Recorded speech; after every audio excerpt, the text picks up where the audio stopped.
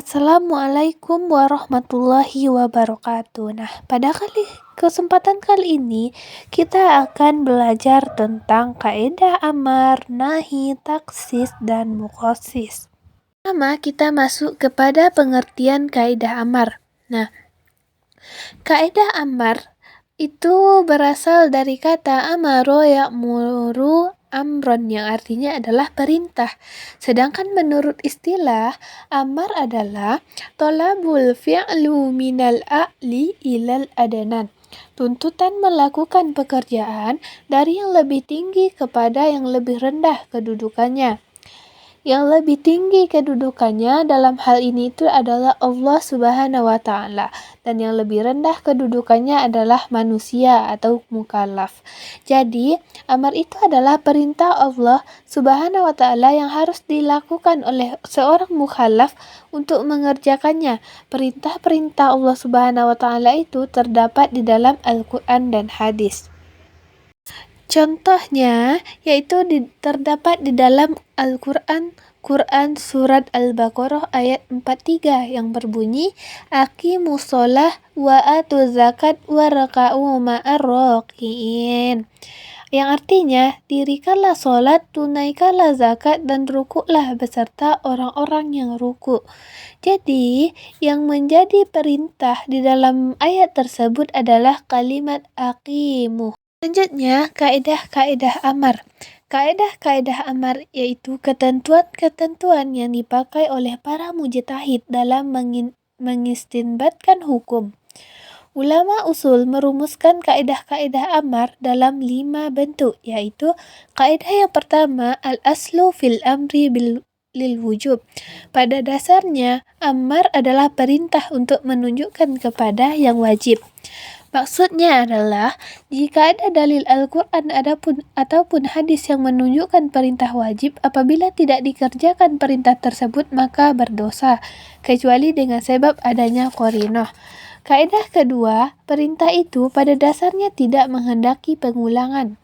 Maksud kaidah ini adalah bahwa suatu perintah itu apabila sudah dilakukan tidak perlu diulang kembali. Contohnya dalam mengerjakan ibadah haji, wajib dikerjakan sekali seumur hidup. Kaidah ini tidak dapat dipergunakan dalam semua kewajiban. Dalam kaidah ini dapat berdiri sendiri, namun perlu memperhatikan adanya suatu ilat, sifat, dan syarat. Maka amar tersebut dikerjakan harus berdasarkan ilat, sifat, dan syaratnya. Hal ini berkaitan dengan kaidah yang berbunyi al-hukmu yadawwaru ma'al illati wujudun adama.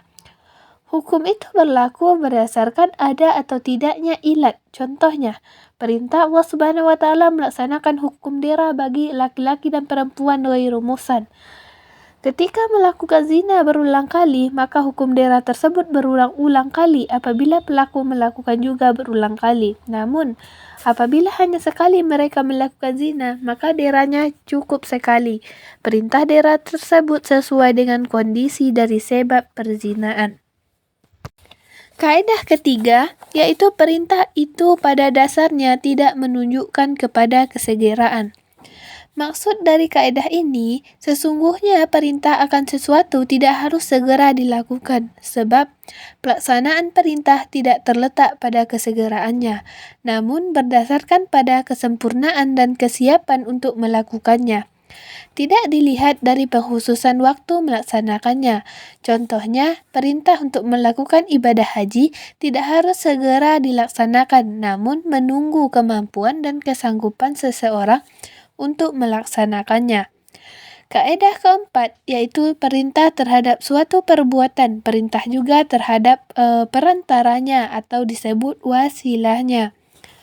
Maksud kaidah ini adalah bahwa hukum perantara wasilah suatu yang diperintahkan berarti juga sama hukumnya.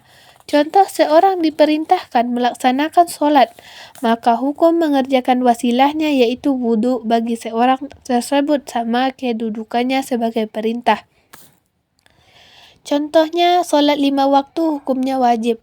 Sholat tidak akan sah tanpa wudhu, maka hukum wudhu menjadi wajib sama halnya dengan hukum sholat 5 waktu.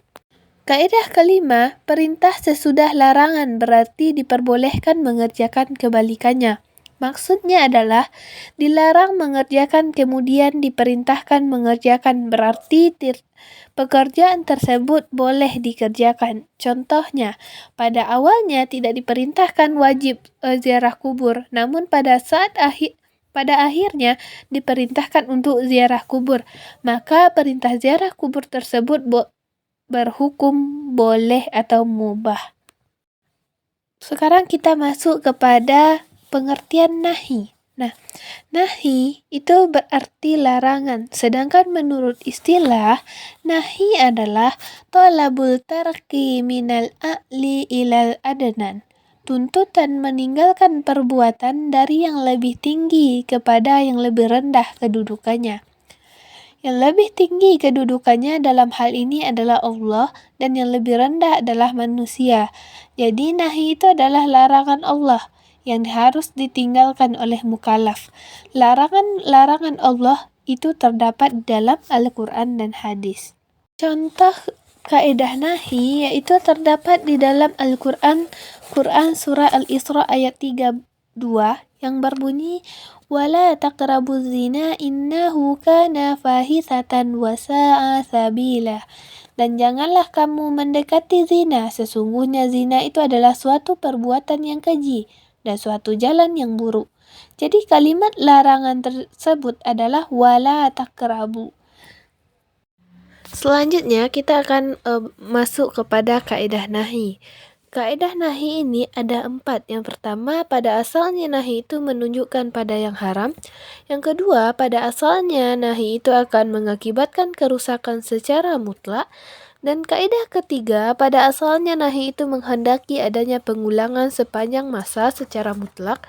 Dan kaidah yang keempat, larangan terhadap sesuatu itu berarti perintah dari kebalikannya. Selanjutnya kita masuk kepada kaidah taksis. Nah, pengertian taksis. Taksis berasal dari kata khas yang berarti khusus yang diikuti wazan af'ala. Lalu maknanya berubah menjadi mengkhususkan. Dalam usul fikih, taksis berarti mengkhususkan lafaz sebagai afrodnya. Taksis merupakan suatu konsep hukum dalam Islam yang berarti pengkhususan atau pembatasan terhadap suatu hukum yang bersifat umum. Dalam konteks ini, hukum dapat diubah sesuai dengan kondisi tertentu. Taksis dilakukan ketika suatu hukum umum tidak dapat diterapkan secara langsung karena adanya faktor-faktor yang mengharuskan hukum tersebut diubah.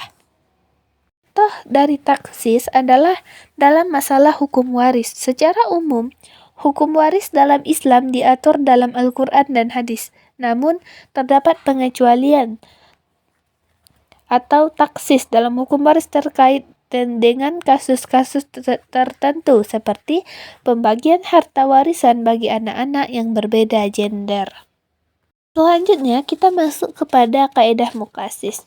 Nah, muqassis itu adalah kebalikan dari taksis di mana yang berarti generalisasi atau penyebar luasan terhadap suatu hukum yang bersifat umum khusus.